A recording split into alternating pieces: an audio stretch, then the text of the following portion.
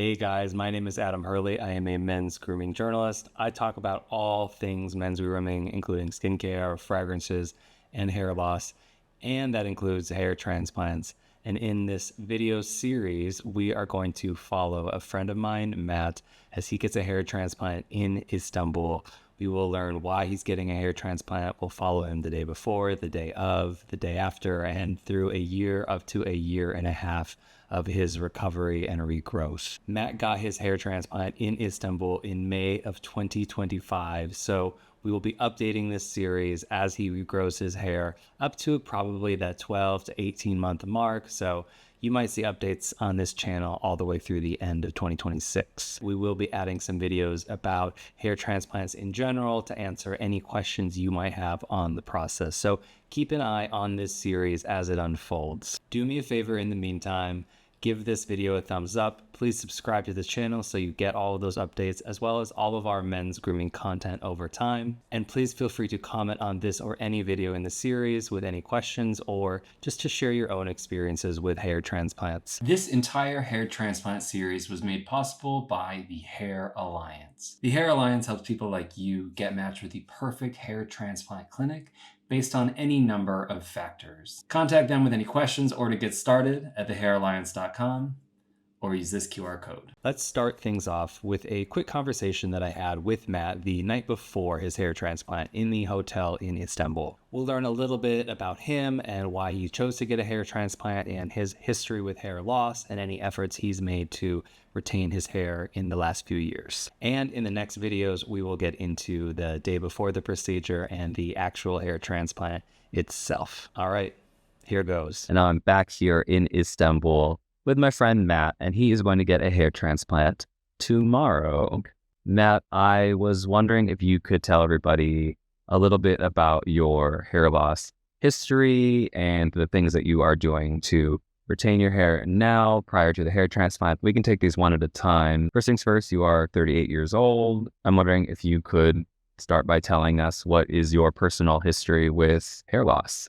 Hair loss is something that runs in my family. It's been something that I've been managing over a long course of my life. Yeah, I started noticing as early as like 19 or 20. So in high school, more noticeable hairline recession in my 20s. Was it the hair thinning you noticed first in high school and college? Yeah, it started with thinning, and then in my 20s, some more like on the temples, kind of moving back.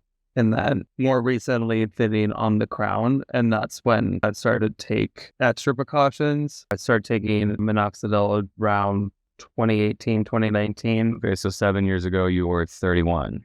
Yeah. Okay. So, been taking that for 7 years consistently, and then added a topical finasteride recommended by my doctor around 2020. So not long after that. But been taking that pretty consistently, and it's slowed things, but not completely. As I look toward 40 and like getting closer to another decade of life, something that I was like, well, this isn't going to get better on its own. I've done what I can till now, and I've seen a lot of results from friends like yourself, as well as just the technology procedures that have been done. And so it made me a little bit more serious about considering doing that for myself. Well, on that topic, what do you think was the reason you ultimately decided to seek out a hair transplant and do it? I felt like I had done what I could do through other means.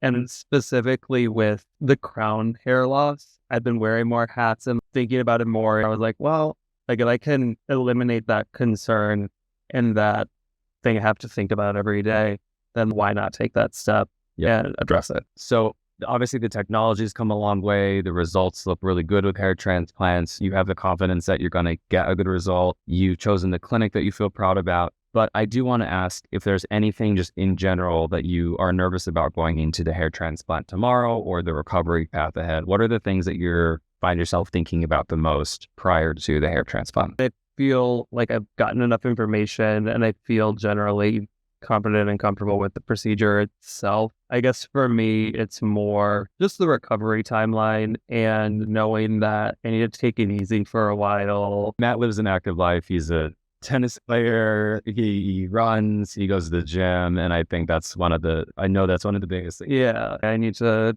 slow down in some aspects for a short amount of time so that I can like focus on this. Are there any other treatments that you've been doing independent of the topical or oral treatments? In addition to the medications, I started using a laser cap recently to just augment those. It's something I've been able to easily do in the evenings when I'm home. It hasn't been disruptive to my life. I do one of those too. It's sort of the at-home version of low-level laser therapy that can help stimulate your follicle growth and potentially eliminate DHT at the crown. What are the things that you're most looking forward to from the results that you will get, say it's, 6 to 12, 18 months from now with hair transplant? In recent years, I've had to wear sunscreen on my scalp, or like I said, I've worn a hat a lot, and just having the freedom to not worry about frankly sunburn, but also just the confidence to like walk into a room and bring in my full self. If I can take care of something that I've been self-conscious about for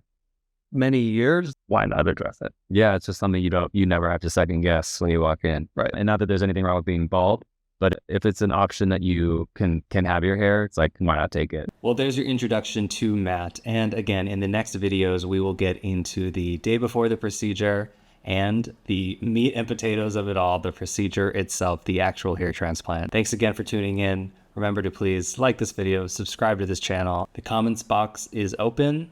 Just keep it nice. Again, if you are considering a hair transplant, please contact our partner in this series, the Hair Alliance, at thehairalliance.com or using this QR code.